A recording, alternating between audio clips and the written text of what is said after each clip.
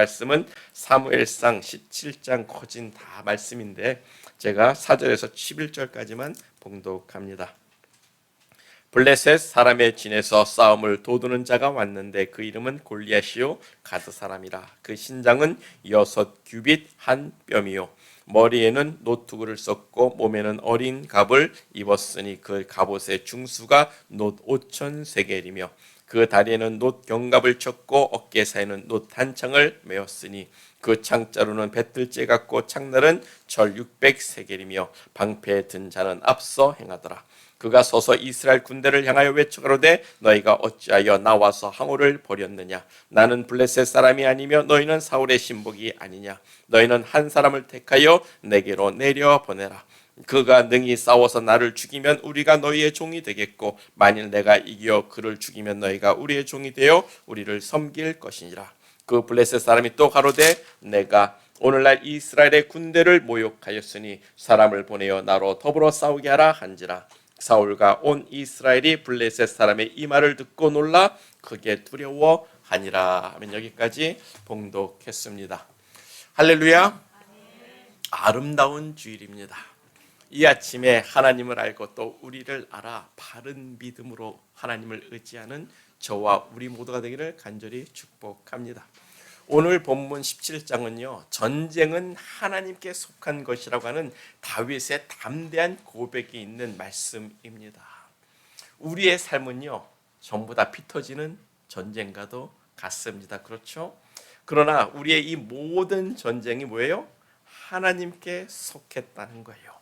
하나님께 전쟁이 속했다는 것은 그 전쟁이 하나님의 주관하심 속에 있다라는 말씀인 줄 믿습니다. 얼마 전에 이란 전쟁에 대해서 이야기를 나누다가 우리나라도 대한민국도 북한이 핵을 만들기 전에 한번 저렇게 치고 올라갔으면 얼마나 좋았을까라는 말을 한 적이 있는데 그분이 저한테 버럭 화를 내시더라고요.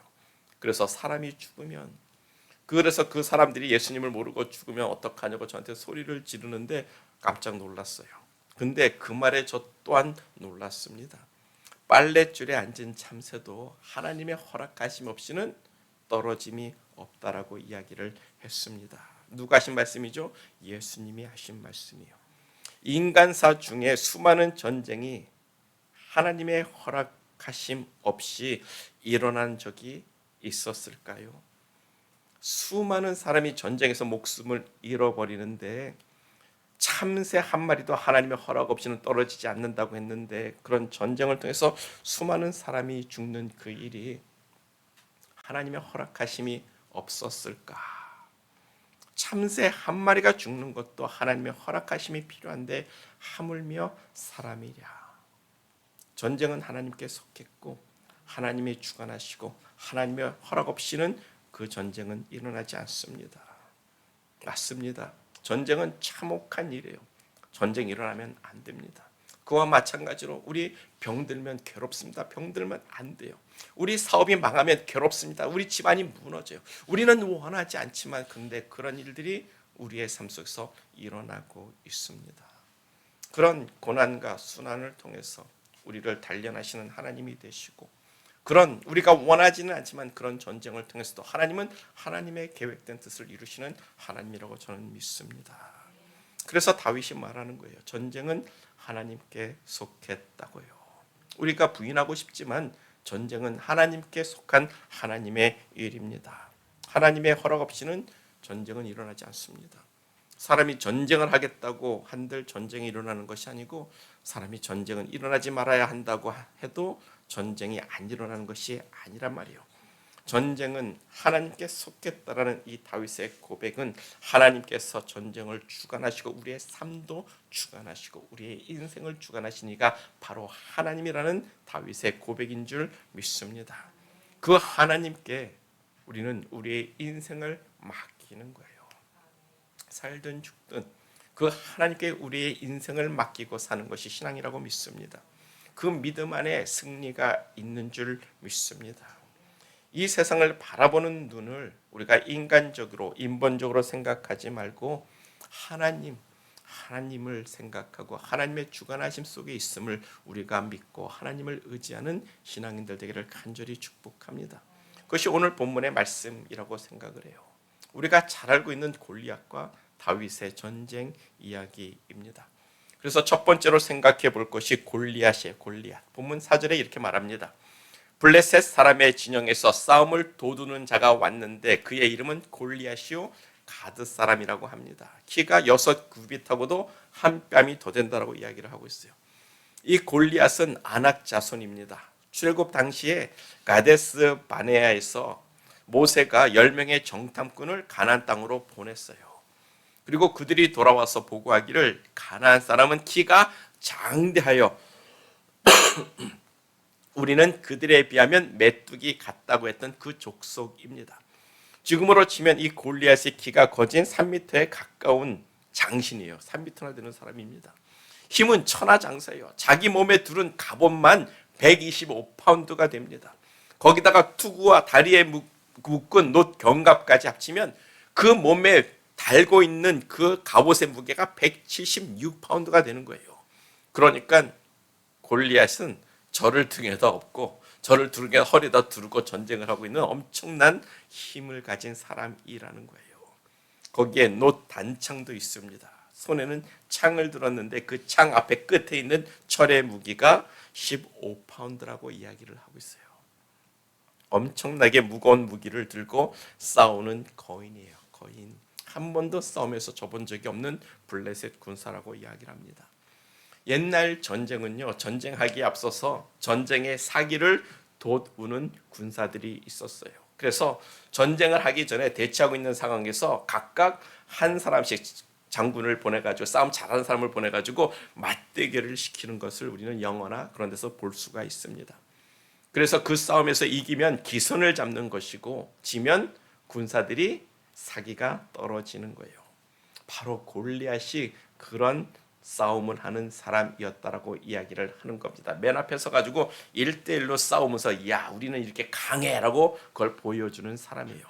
그래서 본문 11절을 보면 사울과 온 이스라엘이 블레셋 사람 골리앗을 보고 듣고 놀라서 두려워하였다라고 이야기를 합니다. 이 골리앗이 뭐라고 말합니까? 나와 싸워서 이기면 우리가 너의 종이 되고 내가 이기면 너희가 우리의 종이 되자라는 거예요. 딱 한 판으로 끝내자는 겁니다. 말 그대로 누구든지 나가서 골리앗과 싸우다 죽으면 이스라엘은 끝나는 거예요. 그러니까 이스라엘 군사 중에서 단 한 사람도 감히 나가서 싸울 용기를 갖지 못하는 거예요. 그런데 사울 왕도 마찬가지입니다. 하나님의 영이 함께할 때, 성령이 임했을 때, 성령이 충만할 때는 용맹해가지고 그냥 겁없이 나가서 싸웠는데 이제는 하나님이 영에 떠난 사람이 되어버렸어요. 사울 왕은 성령이 떠나가고 나니까 그런 용맹함도 더 이상 없습니다. 사울 왕조차도 골리앗 앞에서 무력해지는 겁니다. 그렇게 40일을 블레셋 군대와 서로 대치만 하고 있었다라고 성경은 이야기를 하는데 그때 누가 등장을 합니까? 다윗이 등장하는 거예요. 어린 다윗, 소년 다윗이지만 다윗은 하나님의 영이 함께하는 사람이라고 성경이 말씀하고 있어요. 그에게는 골리앗에 대한 두려움이 손톱만치도 없었습니다. 그것이 하나님의 영, 성령이 충만한 사람과 하나님의 영이 함께하지 않는 사람의 차이가 되고 있는 거예요. 하나님의 영이 우리 안에 충만하면요 세상이 두렵지가 않습니다. 성령이 충만하고 우리가 은혜 충만을 받으면요 세상이 정말 두렵지가 않더라고요. 겁이 없습니다.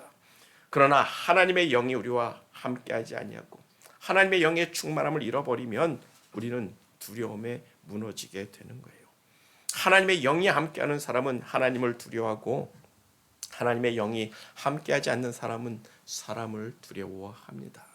그것이 믿음의 차이가 되는 거예요. 그와 같이 우리들도 성령 충만함을 받아서 정말 이 세상에 대한 두려움이 아니라 하나님에 대한 두려움을 가지고 하나님을 의지하며 하나님을 경외하며 섬기는 귀한 믿음의 사람 되기를 축복합니다.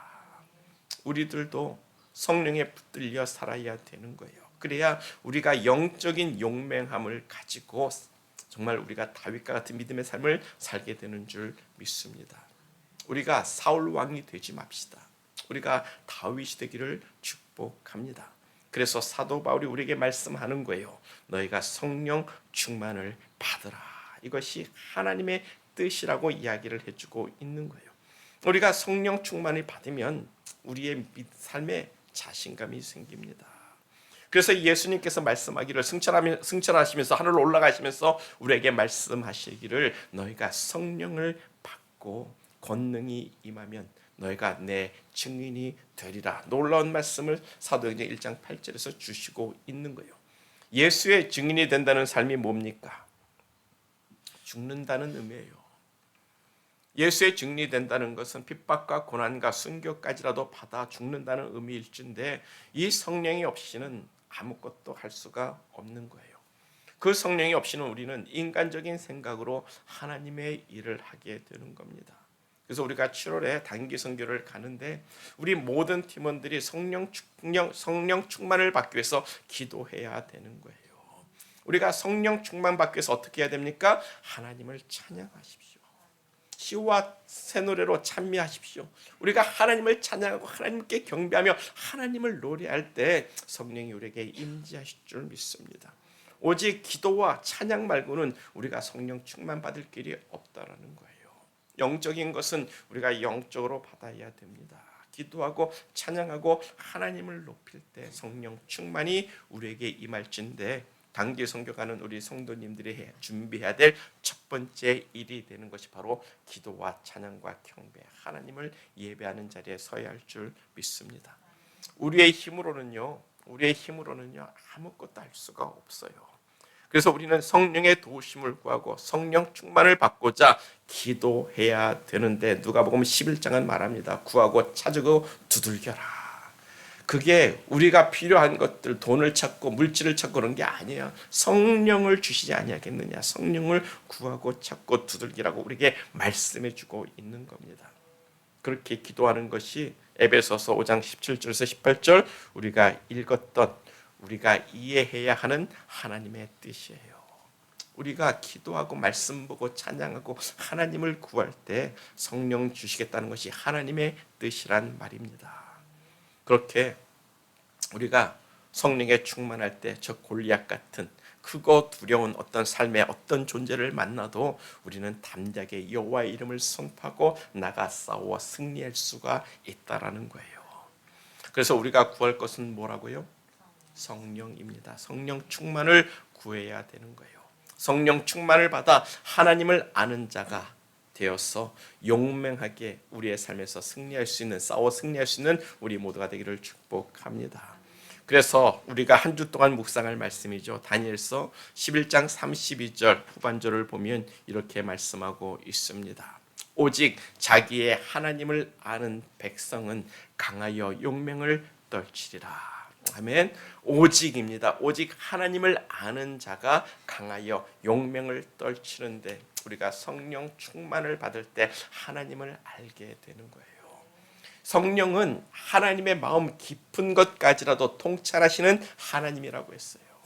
하나님의 그 깊은 마음에 있는 그 마음까지도 아시는 성령님이 우리 안에 임할 때 하나님의 마음이 우리 안에 임하는 겁니다. 그 하나님의 마음을 알기 때문에 우리가 담대해지고 나를 사랑하고 나를 도우시고 나를 붙드시는 그 하나님을 알기 때문에 하나님을 아버지라 부르며 의지하게 되는 거예요. 우리가 성령 충만을 받아서 오직 하나님을 아는 자가 되고 강하여 용맹을 바라는 믿음의 사람 되기를 간절히 축복합니다. 우리 단기 선교를 떠나시는 6명 우리 귀한 성도님들 다 그렇게 하나님을 알아서 두려워 말고 복음을 담대하게 전하고 오는 용맹스러운 단기 선교팀이 되기를 축복합니다. 그래서 그래서 두 번째로 우리가 생각해 볼 것이 하나님을 아는 자가 되자라는 거예요. 다윗이 말합니다. 본문 26절이에요. 이 블레셋 사람 골리앗을 죽여 이스라엘의 치욕을 제하는 사람에게 어떠한 대우를 하겠느냐. 이 할례 없는 블레셋 사람이 누구간데 사실은 살아있는 하나님의 군대를 모욕하겠느냐. 이 말을 어린 소년 다윗이 하는 말입니다. 다윗의 형들이 블레셋과의 전쟁 때문에 군대에 불려나갔어요. 큰형 맏형부터 셋째 형까지 전쟁터에 나갔으니까 다윗의 아버지가 형들의 안부를 묻기 위해서 어린 다윗을 보냈습니다. 그래서 그의 부대에 딱 도착했는데 때마침 골리앗이 나와서 이스라엘의 군대를 거의 겁쟁이들아라고 모욕을 하는 거예요. 자신 있으면 나와서 나 한번 겨뤄보자라고 조롱을 하는 겁니다.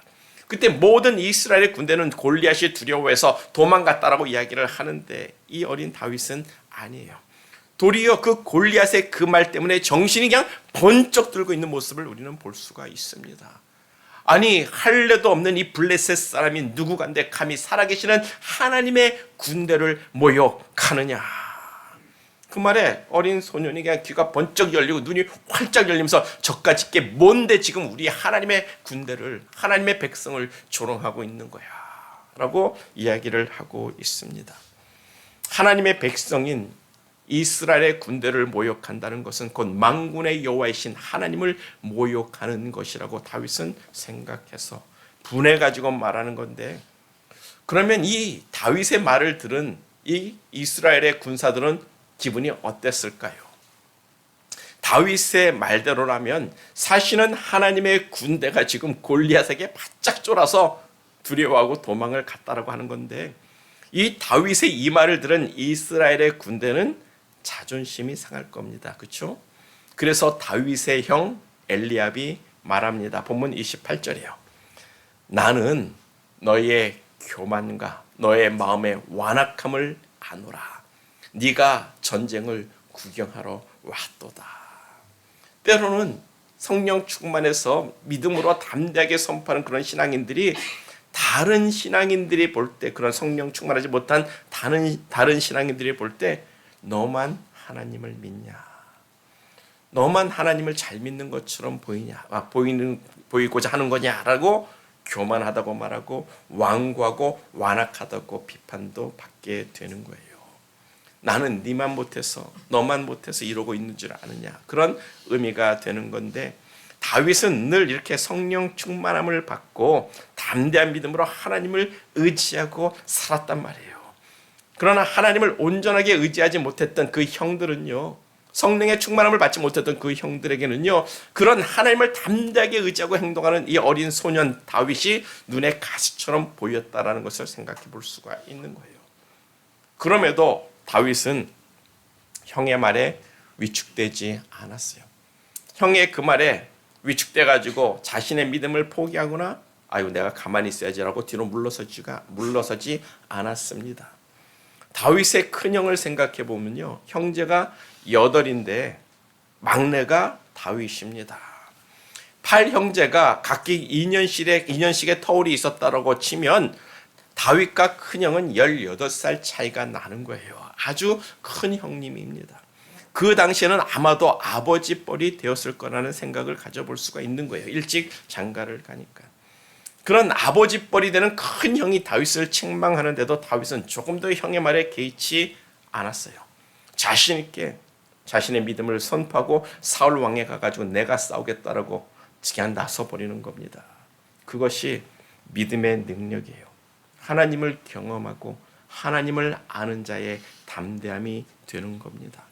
자신을 기죽이는 어떤 말에도 마음의 동요가 일어나지 않습니다. 옆에서 의심의 말을 하고 비판의 말을 하고 안 된다고 이야기해도 그 하나님을 아는 자는 그냥 밀어붙이는 거예요. 그래서 하나님을 아는 것이 힘이 되는 줄 믿습니다. 하나님을 아는 것이 믿음의 능력이고 하나님을 아는 것이 영생이라고까지 성경은 우리에게 말씀해주고 있단 말이에요. 하나님을 아는 자는 엄청난 힘의 에너지를 가지고 있습니다. 그래서 우리가 방금 읽었던 다니엘서 11장 32절이에요. 하나님을 아는 자는 강하여 용맹을 발하리라. 우리가 다 하나님을 아는 자가 되기를 축복합니다. 하나님을 아는 자는 용맹을 발휘한다. 강하여 용맹을 발휘합니다. 다윗은 그렇게 하나님을 아는 사람이었다는 거예요. 그래서 본문 32절이에요. 본문 32절을 보면 다윗이 사울에게 가서 말하는 겁니다. 골리앗을 인하여 사람이 낙담하지 말 것입니다. 주의 종이 가서 저 블레셋 사람 골리앗과 싸우겠다라고 다윗이 엄청난 도전을 하는 거예요. 하나님을 아는 사람은 용맹을 발휘한다고 했습니다. 그러니까 다윗은 하나님을 분명히 아는 거예요. 하나님은 나를 도우시고 내게 역사하시며 저 하나님을 모욕하는 저 골리앗을 능히 치게 하실 하나님이라는 것을 알고 믿고 생각에 머물고 있는 것이 아니라 직접 행동하는 모습을 우리에게 보여주고 있습니다. 그러나 하나님을 믿는다고 하면서도 하나님을 온전히 알지 못하는 사람은 인간적인 생각을 가지고 이리저리 궁리만 하는 거죠. 그리고 뒤에서 행동하지 못합니다. 그러나 하나님을 아는 사람은 강하여 용맹을 발휘하고 도전하는 모습이라고 우리에게 다윗이 보여주고 있는 거예요.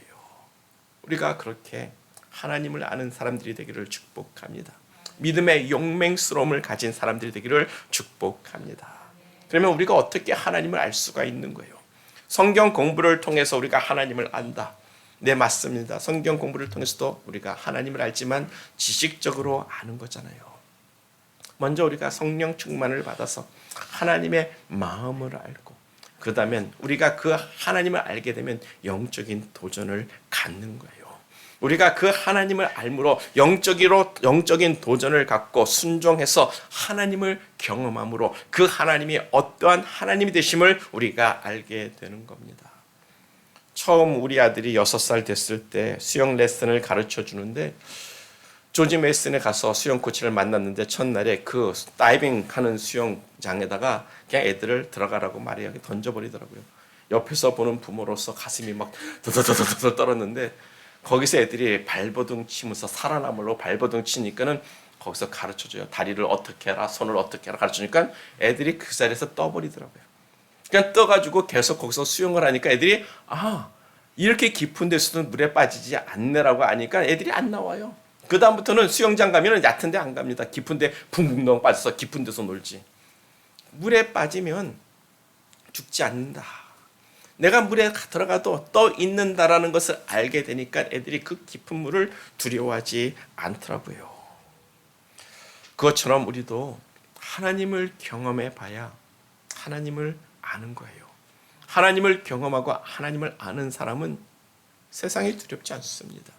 죽으면 죽으리라는 고백이 나오는 거예요. 내가 죽어도 하나님께 갈 건데 죽으면 죽으리라는 고백으로 설 수가 있다라는 거예요. 그런 의미에서 우리가 이 시간 우리가 생각해 볼 때 나는 하나님을 알고 믿는가? 나는 정말 내가 신앙생활 오래 했는데 나는 정말 하나님을 알고 믿는가? 여러분들도 그리고 저도 우리 자신에게 한번 물어봐야 될 것 같아요. 내가 이렇게 오래 하나님을 믿었는데 내가 하나님을 알고 있는가? 우리가 다 하나님을 믿는다고 하는 자리에 서 있을진데 그냥 하나님만 믿습니다라고만 하고 있는 건지 아니면 내가 이제는 하나님을 알고 믿습니다라고 고백하는 건지 그 두 신앙의 차이가 엄청 클진데 우리가 생각해 보자고요. 나는 하나님을 알고 믿는가? 우리가 다 하나님을 믿는다고 하는 자리에 서 있을진데 이제는 나는 하나님을 압니다. 나는 하나님을 알고 믿습니다. 라고 성장하는 크리스천 되기를 축복합니다. 하나님을 믿는 것이 아니라 이제 나는 하나님을 알겠습나이다 라고 고백하는 그런 신앙인들 되기를 축복합니다. 그래서 다윗처럼 하나님을 경험해야 되는 거예요. 하나님을 경험하기 위해서 우리는 도전하고 순종하고 하나님의 말씀에 하나님의 원하시는 그 명령에 쫓아가 봐야 되는 거예요. 그래야 강하고 용맹을 발휘하는 믿음의 하나님의 군대, 하나님의 병사가 되는 줄 믿습니다. 그래서 세 번째로 생각해 볼 것이 믿음과 아는 것의 차이입니다. 요한복음 17장 3절을 보면 이렇게 말씀하고 있어요. 영생은 곧 유일하신 하나님과 그의 보내신 자 예수 그리스도를 아는 것이라. 아멘. 성경은 우리에게 믿음합니다. 그러면 유일하신 그 하나님과 그의 보내신 자 예수 그리스도를 믿는 것이 영생이라고 해야 되는데 본문은 그렇게 말하지 않아요. 아는 것, 유일하신 그 하나님을 아는 것, 우리에게 보내신 그 예수 그리스도를 아는 것이 영생이라고 말하고 있다라는 거예요. 이러보건대 하나님을 아는 것과 믿는 것의 차이가 분명히 있음을 생각해 보게 됩니다. 믿는 것과 아는 것 그 사이에서 그 두 단어에서 어떤 단어가 더 영생을 얻는 일에 확실하다는 것을 말해주고 있을까요? 당연히 아는 것, 당연히 믿는 것보다 아는 것이, 영생을 얻는 것이 확실하다는 것을 우리에게 말씀해 주고 있는 거예요. 그래서 우리도 아는 것이 힘이라고 말합니다. 믿고 행하는 것과 알고 행하는 것에는 엄청난 차이가 있단 말이에요. 왜냐하면 믿음에는 의심도 들어옵니다. 믿는 것에는 불안한 마음도 들어와요. 내가 믿는다고 하는데 내 마음이 요동을 칩니다. 흔들려 버린다는 거예요. 그러나 아는 것에는요, 의심이 들어올 게 없어요. 내가 알고 있는데 누가 뭐라고 해도 흔들릴 이유가 없는 겁니다. 내가 알고 있기 때문에, 하나님을 알고 있기 때문에 아무리 뭐라고 이야기해도 마음에 불안해지지가 않는 거예요. 내가 그 하나님, 전능하신 하나님을 알기 때문에 누가 뭐라고 아무리 유혹하고 비박하고 네가 틀렸다고 말해도 그 마음이 요동치지 않는 거예요. 왜요? 하나님을 아니까. 다윗이 그래서 하나님께 담대하게 시편에서 고백하지 않습니까? 하나님 나를 판단해 주시옵소서. 내가 하나님을 의지하고 내 마음이 흔들리지 아니하였으니까 이제 하나님이 나를 판단해 달라고까지 요구하지 않습니까? 하나님을 아는 자는 흔들리지 않는 거예요. 그래서 담대해지는 겁니다. 그래서 믿는 사람이 아는 사람을, 하나님을 아는 사람을 당연히 재간이 없는 거예요. 그 형들도 하나님을 믿는 사람들이었을 거란 말입니다. 그러나 하나님을 아는 그 다윗에 대해서 그 다윗을 감당하지 못하는 거예요. 그 수준의 차이가 다윗과 그 형들의 차이란 말입니다. 우리의 믿음도 마찬가지입니다. 우리의 믿음은 알지 못하는 것에서 시작했어요. 그래서 믿음입니다. 그렇죠? 우리는 확실히 보지 못하기 때문에, 하나님을 보지 못하기 때문에 하나님이 있는 것을 믿는 것에서부터 우리의 신앙이 시작이 되는 거예요. 그러나 그 믿음을 통해서 하나님을 경험하게 될 때 내가 하나님을 알았습니다 라는 고백 가운데 하나님에 대한 확신을 가지고 서는 겁니다. 그래서 히브리 말로 안다라는 것은 곧 경험을 뜻하는 단어예요. 히브리 말로 내가 안다, 내가 무엇을 안다라고 이야기할 땐 지식적인 것이 아니라 경험을 통해서 안다는 것을 말하고 있는 겁니다. 우리들이 하나님의 나라와 하나님을 어렴풋이 알기 때문에 믿는 것만으로도 구원을 얻는 거예요. 영생을 얻는 거 맞습니다. 그러나 우리가 하나님을 경험하며 하나님을 알게 될 땐 이 땅에서부터 하나님의 구원을 경험하게 되는 거예요. 이 땅에서부터 하나님의 능력을 경험하게 되는 거예요. 한 땅에서부터 하나님을 경험하면서 살아가는 담대한 믿음의 신앙인이 되는 줄 믿습니다. 우리가 하나님을 믿는 일에서 이제는 하나님을 아는 사람으로 성장하기를 축복합니다. 하나님을 믿는 자에서 하나님을 아는 자들이 되기를 축복합니다. 그래서 우리도 다윗처럼, 다니엘처럼, 다니엘의 세 친구들처럼 자기의 하나님을 알아서 강하고 용맹스러움을 발휘하는 신앙인들, 크리스찬 되기를 예수님의 이름으로 축복합니다. 그래서 우리는 하나님을 믿습니다가 아니라 이제 내가 하나님을 압니다, 내가 하나님을 알겠습니다라고 고백하는 그런 믿음의 사람들이 되자고요. 그래서 영생을 확실히 누리고 갖는 믿음의 백성 되기를 축복합니다.